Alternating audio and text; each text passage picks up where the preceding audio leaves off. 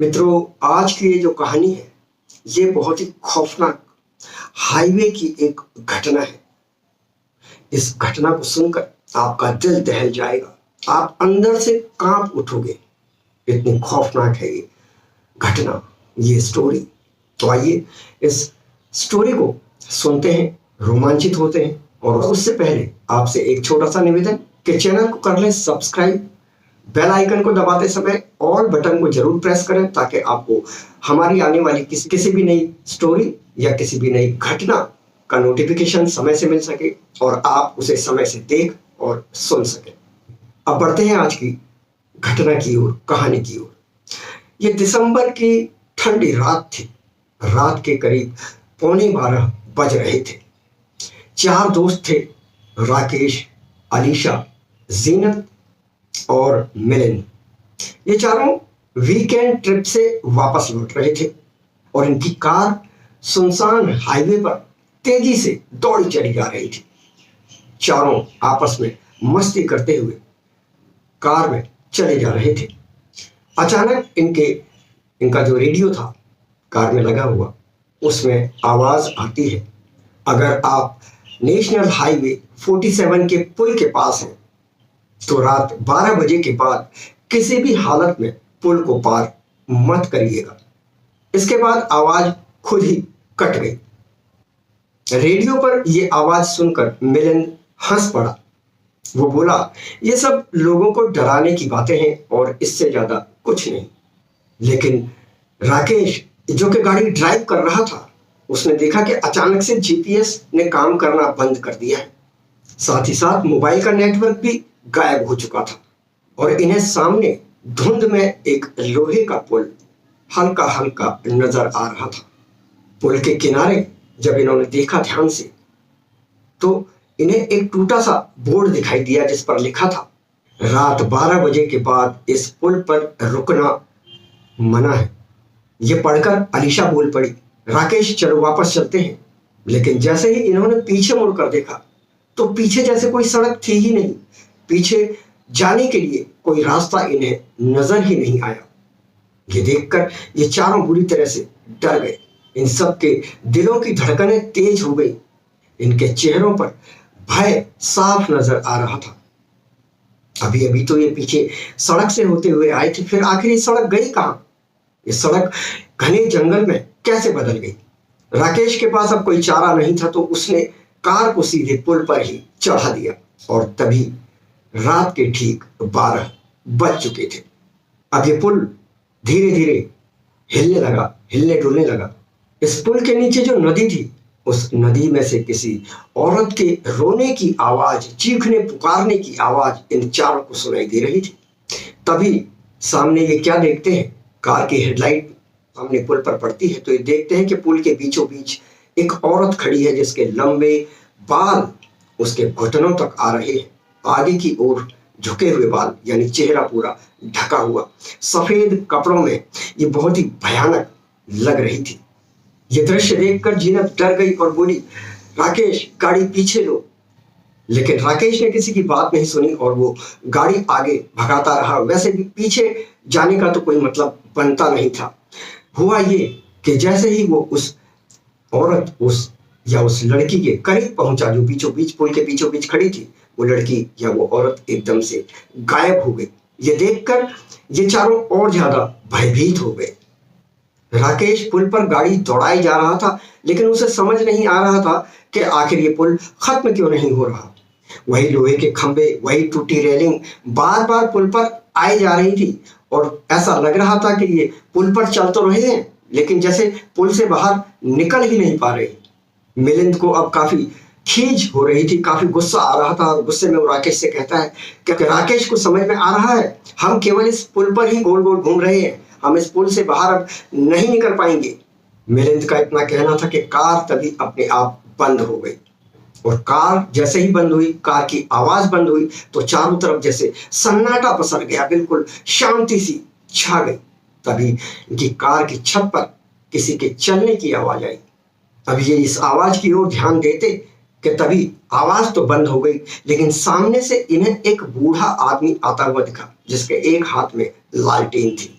उस बूढ़े आदमी ने इशारा किया इन चारों को कि ये कार से नीचे उतरे।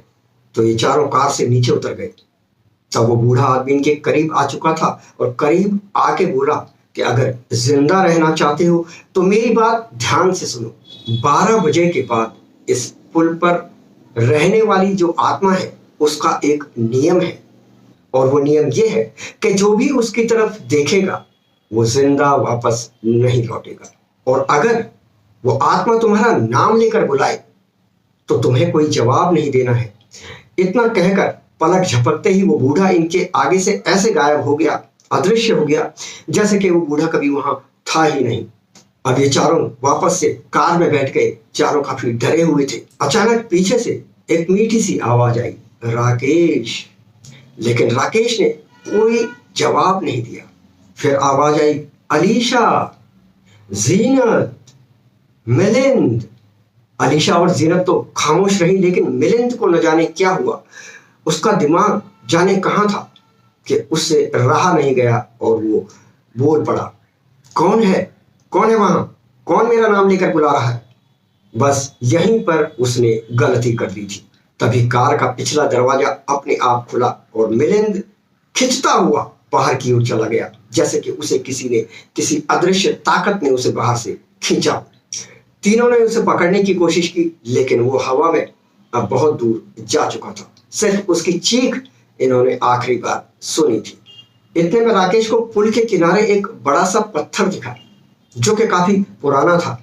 उस पर लिखा था कि वर्ष 1989 में, यानी कि 1989 में इस पुल पर एक दुल्हन की कार दुर्घटनाग्रस्त हुई थी। उसके साथ 4 लोग थे। किसी ने इन लोगों की मदद नहीं की और तभी से दुल्हन की वो आत्मा हर गुजरने वाले 4 लोगों में से एक को अपने साथ ले जाती है। ये पढ़ने के बाद, पत्थर पर जो लिखा हुआ था उसे पढ़ने के बाद इन तीनों के चेहरे बिल्कुल सफेद पड़ गए। अचानक से जीनत के मोबाइल में नेटवर्क आ जाता है और स्क्रीन पर वीडियो कॉल अपने आप चालू हो जाती है। उस वीडियो कॉल में मिलिंद सामने नजर आ रहा था और वो चिल्ला रहा था, मुझे बचाओ, मुझे बचाओ, मैं नदी में हूं।